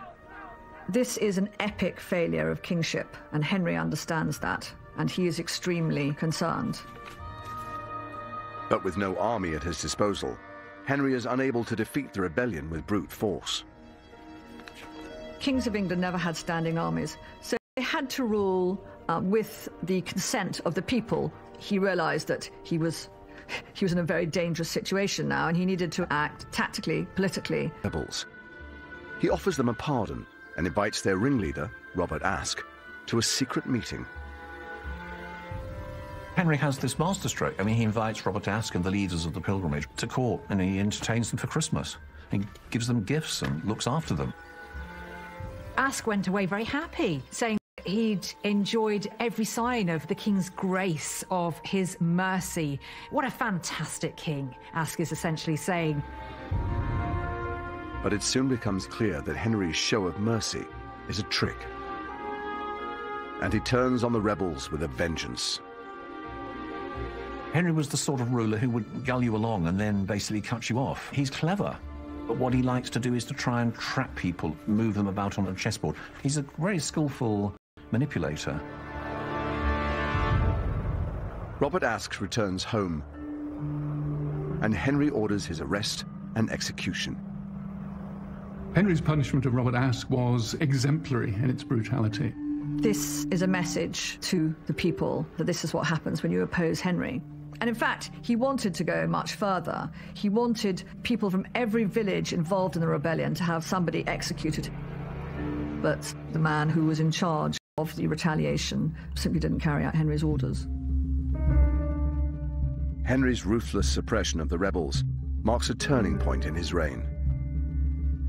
England had changed an awful lot during this period. It was no longer the merry England of Henry's early years. It was now pretty much a totalitarian state.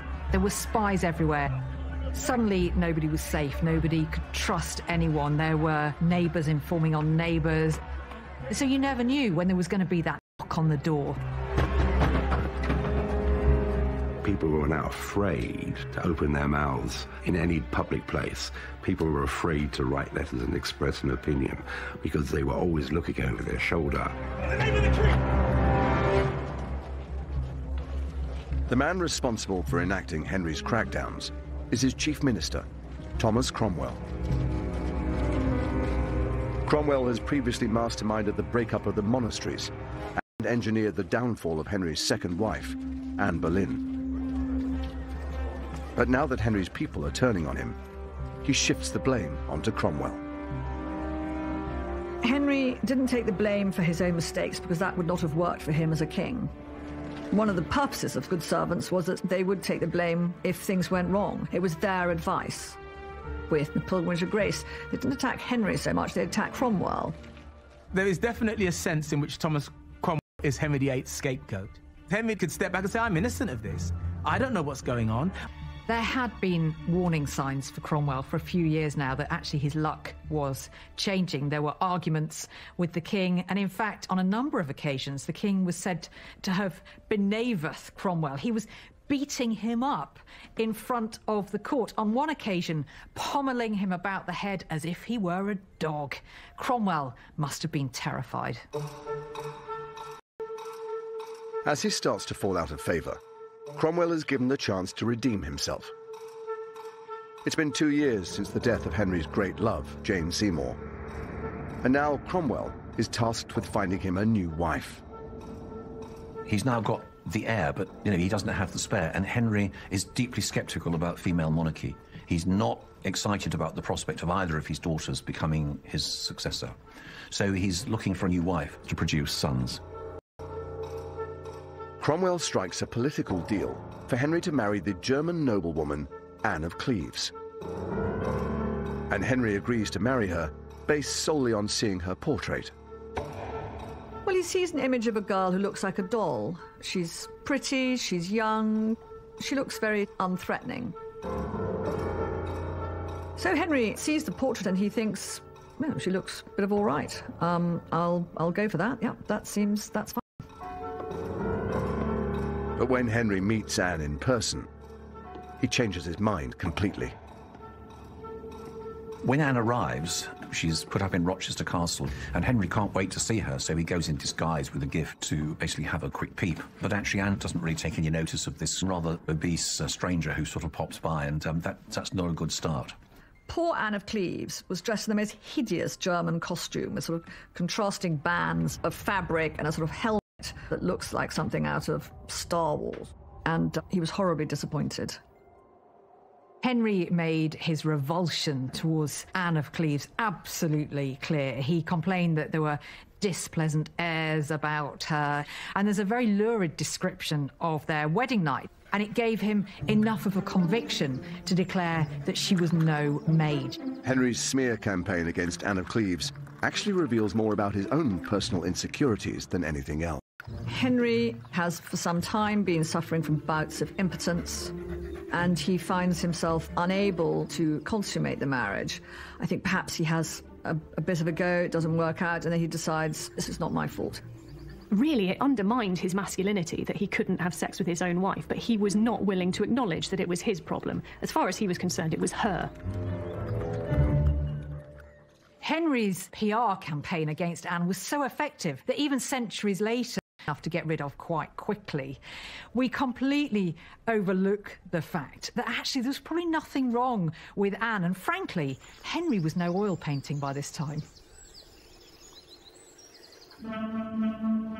The Anne of Cleves marriage is an unmitigated disaster, and Henry lays the blame squarely at Cromwell's feet.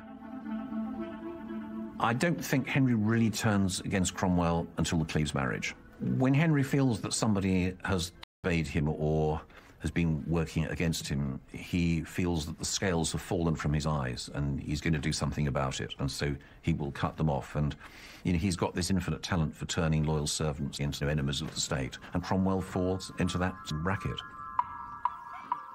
Seeking to exploit the growing rift between Henry and Cromwell, Cromwell's enemies at court start to plot against him. Chief among these enemies is Thomas Howard, the Duke of Norfolk. Well, Thomas Howard, 3rd Duke of Norfolk, he's been one of the most unpleasant men in English history. He was ambitious, vain, arrogant. For Norfolk, Thomas Cromwell was public enemy number one. Norfolk thinks that Cromwell's too big for his boots. He's a self-made man, he's not an aristocrat. The country should be run by people of noble blood, the true counsellors of the king, not these sort of upstarts. To remove Cromwell from power, Norfolk starts a campaign aimed at discrediting him. It doesn't take much to stoke Henry's suspicions. Norfolk claimed that Cromwell was plotting to marry the king's daughter Mary, make himself king. He pointed out the fact he had this huge household that could perhaps turn into a private army and take the throne by force. There was literally no evidence behind any of the charges, but Norfolk knew Henry was so paranoid that he would believe it. Henry was thinking if Cromwell has let him down, he must have meant it. He must have been in some way acting cruelly to the king, and Henry's ego was particularly precious and particularly vulnerable where he thought he'd been betrayed. For Cromwell, it's only a matter of time before Henry turns on him.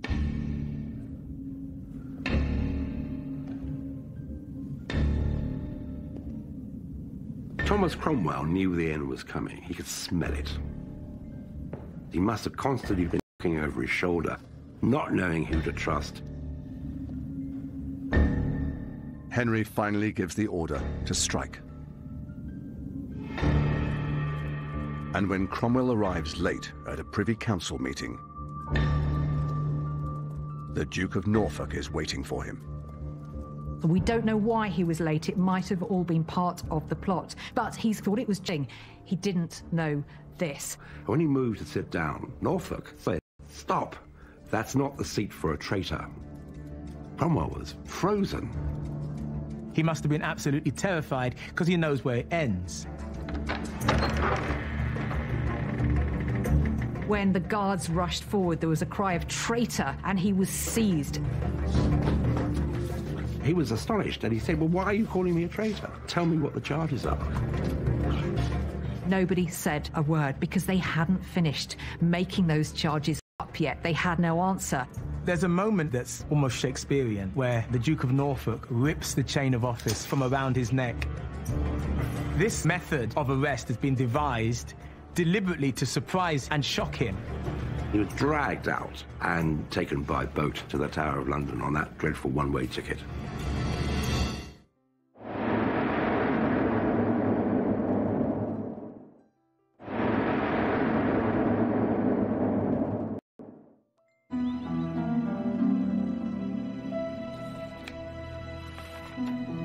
Henry VIII has been on the throne for over 3 decades. After ordering the arrest of his chief minister, Thomas Cromwell, Henry's suspicions intensify.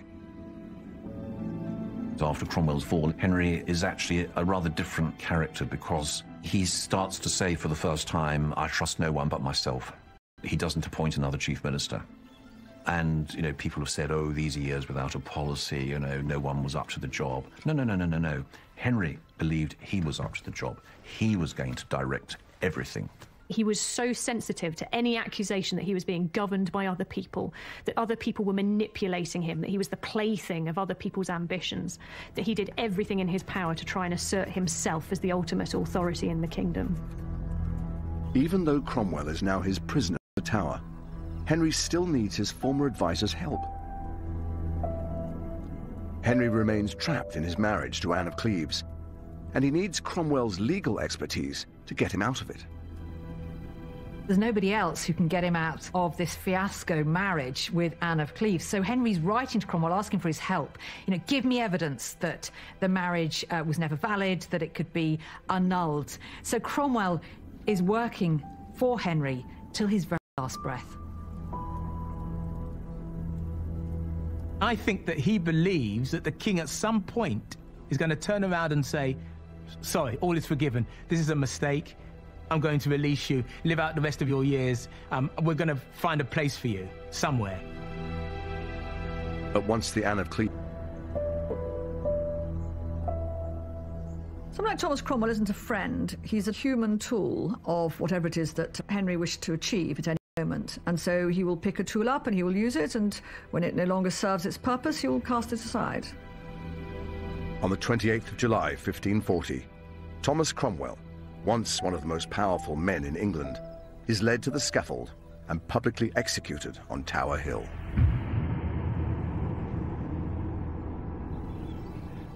With Cromwell out of the way, his arch-enemy, the Duke of Norfolk, sees an opportunity to secure greater powers for himself. And he has a secret weapon to help him, his teenage niece, Catherine Howard. The moment that Catherine Howard was in the king's bed, Norfolk probably thought he was absolutely made for life. I mean, Norfolk was a cynical, unpleasant career aristocrat who beat his wife, knocked her teeth out. I mean, this was not a nice man. So the fact that he was using women as pawns in a political game shouldn't surprise us. You like it here? Norfolk's position is secured when Henry takes Catherine Howard as his 5th wife. He seems to rediscover something of his lost youth in her. He adores her and is seen playing with her in public. So he feels himself to be this young king again. He wanted to prove to everyone around him that he was a virile man. And I think that his caressing of Catherine Howard, his constant parading her about this place as this young bride on his arm, just massive overcompensation. He's old enough to be her grandfather, so they must have presented this rather incongruous image of Beauty and the Beast. But Henry and Catherine's honeymoon is short-lived. After just 15 months together, evidence emerges that Catherine wasn't a virgin when she married him. On the 2nd of November 1541, Henry VIII was at Mass up in the King's Closet, just above us here in the Chapel Royal of Hampton Court Palace. And he was presented with a letter from Archbishop Cranmer that relayed the sordid details of Catherine Howard's past. And it explicitly says in this account that Cranmer didn't just tell the king this information, but instead put it in writing. He declared the information thereof to His Highness in writing. Because, as it says here, he had not the heart to express the same to the king by word of mouth. This account makes it very clear that Henry was completely heartbroken when he discovered this news. It says his jaw was turned to sorrow. He wept bitter tears. And you get this impression of someone who really, really wanted this marriage to work, who was deeply in love with Catherine Howard, and whose world just came crumbling down around him when he found out the truth about her. Against Catherine intensify, and she is accused of having an affair during her marriage to Henry. The moment he learnt about this, the moment he learnt that it was true that she had had an affair, he left. And that's what we see Henry doing time and time again in his relationships. It's quite disturbing that Henry has this capacity to just sort of turn off and move on from a person, even one who clearly he loved very deeply. Catherine Howard's fate is clear the moment Henry turns against her.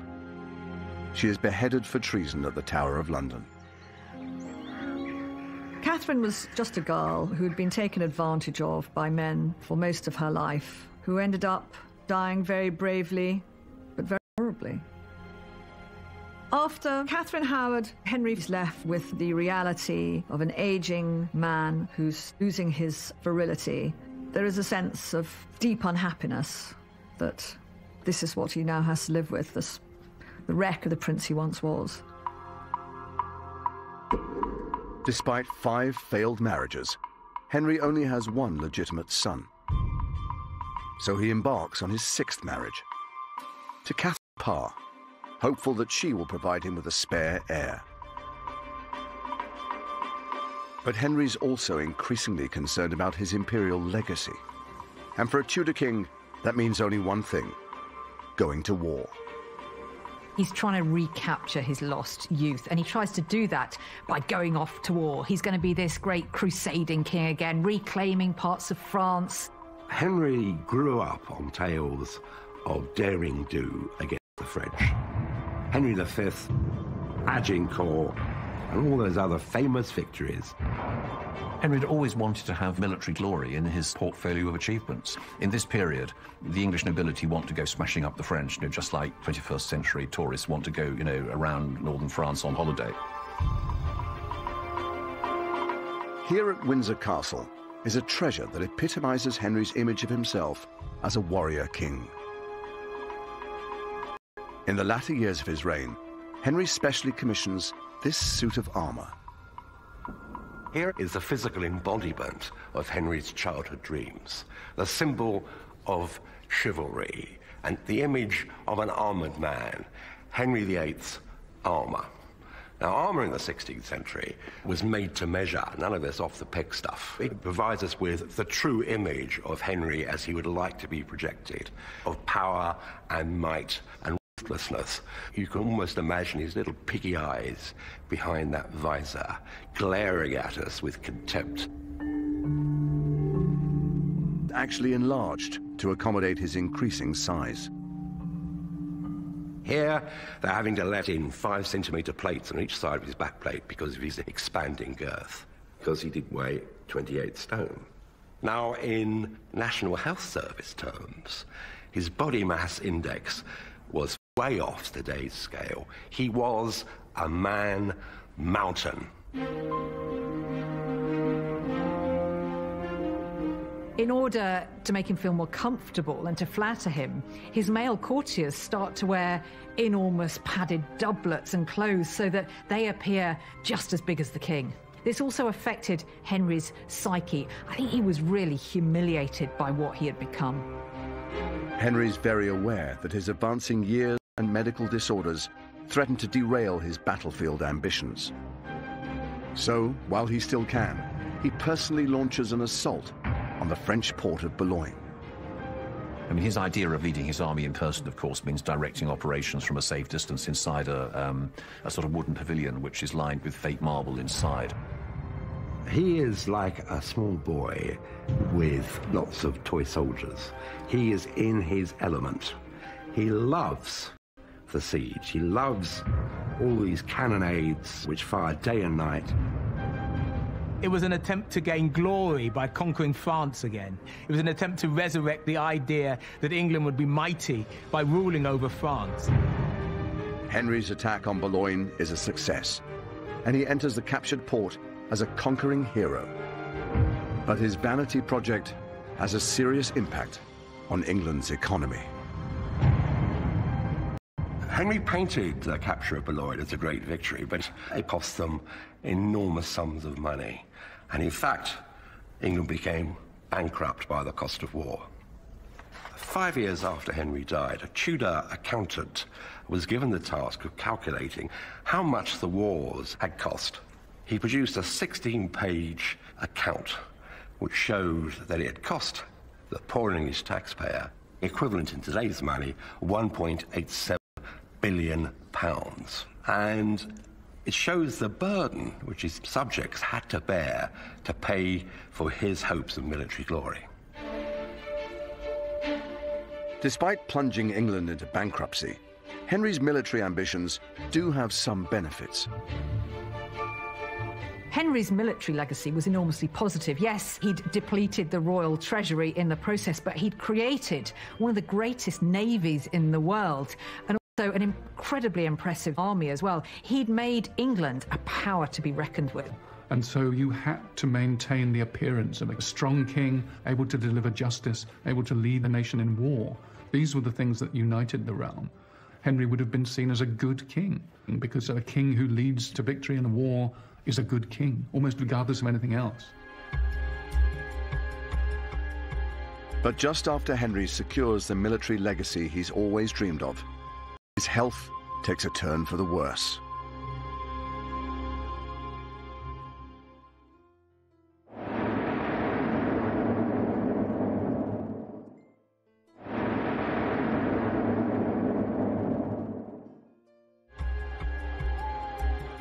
As his health deteriorates, Henry takes to shutting himself away in his chambers. The last years of the reign are definitely tainted by claustrophobia. No one quite knows who to trust. And of course, because of his immobility, Henry is closeted in a secret study at the far end of Whitehall Palace and doesn't come out that much. People think that, okay, he's sort of switched off. This is not the case. I mean, this is somebody who is almost like in his lair, he's checking up on everything. A good way to view Henry would be as a rather malignant spider at the centre of everything which went on within England. All those lines of the web all run through and end up with him. It's becoming clear to Henry's courtiers that he's nearing the end. In the last days of Henry's life, the atmosphere at court must have been pretty toxic. There was a sense of fear, of anxiety, of uncertainty for what the future would hold. There was a real sense, I think, that the end was coming for King Henry VIII. But no one is brave enough to mention this to Henry himself. A dying king is, like a dying lion, extraordinarily dangerous. Everybody was terrified that Henry still had the power to kill. It was said that no one would give him any official advice because they were frightened of his reaction. Imagining the death of the king was treason. So in a capricious reign where people had been charged with treason for all kinds of offences, simply telling the king that he might die is not something that even the bravest counsellors would be able to do. The only thing to say to a king is, it's a scratch, you're sure to get better. Tomorrow we'll go hunting. Everything will be fine. As Henry's health gets worse, the finishing touches are put on one of the most important documents of his reign. His last will and testament. It reveals his attempts to retain control over his kingdom, even after his death. This, very excitingly, is the last will and testament of... This is Henry's last-ditch attempt at controlling the future of England. If you ever needed proof that Henry was a bit of a megalomaniac, this is it. An enormous proportion of this will is taken up with the thing that had concerned Henry right from the moment he acceded to the throne, which is the succession to the dynasty of the Tudors after Henry died. It's not a surprise that, of course, what Henry most wants is his son Edward to become king after him, but perhaps he himself was a second son, he provides for the possibility that Edward might die. In other words, even on his deathbed, Henry is still trying to claw his way into control beyond the grave. Even more extraordinarily, given that Henry, as I say, is dying at this point, he provides for the possibility that there might even be another wife in his future. Any lawful wife who I shall hereafter marry. I mean, that is rank optimism in the face of all possible evidence, I would say. I think there's something almost tragic about this king on his deathbed who has striven for nearly 40 years to have absolute power over the people in his country. And now, in his dying moments, he's still trying to do that. He's still trying to maintain control. And there's something moving about that, almost admirable, and also slightly repulsive, if I'm completely honest.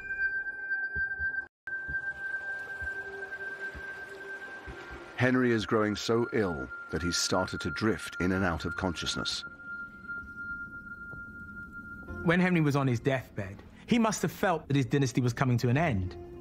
Henry wasn't in a position to pass on his crown to another stable male monarch. His son, Edward, was still very young.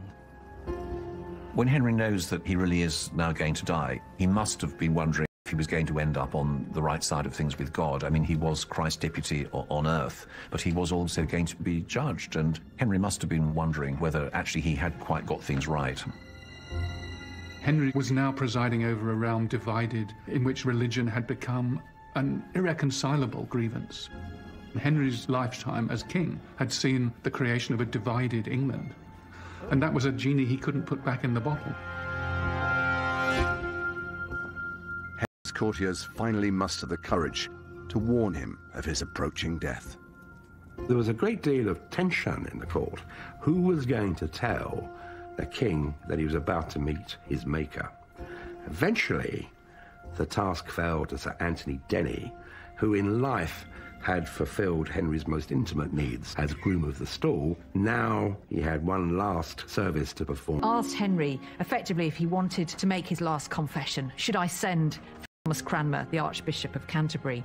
And Henry replied and said, I will first take a little sleep, and then, as I feel myself, I will think on the matter. They were the last words he ever spoke. On the 28th of January, 1547, Henry VIII dies. Henry VIII has gone down in history as our most famous king, probably because he's our most married king. He's a kind of larger-than-life character. But it's very, very clear that behind this public facade was somebody who was fundamentally vulnerable and insecure. The story of Henry VIII has everything in it. It has transition from young, irresponsible being to someone blighted later in life by paranoia. Henry was self-obsessed, desired admiration. He could never be wrong. You cannot ignore Henry. He put England in the centre of European politics. But he also gave the English a sense of national identity. England was never going to be quite the same after Henry. He'd broken with Rome. He had centralised the kingdom. Institutions like Parliament, the Church of England, hardly changed for another 400 years. Henry was tremendously charismatic. He knew how to be a king. He understood the myth of English kingship. I think if you looked at Henry VIII's reign as a whole, you would have to accept that it had been a reign that changed the state of England forever.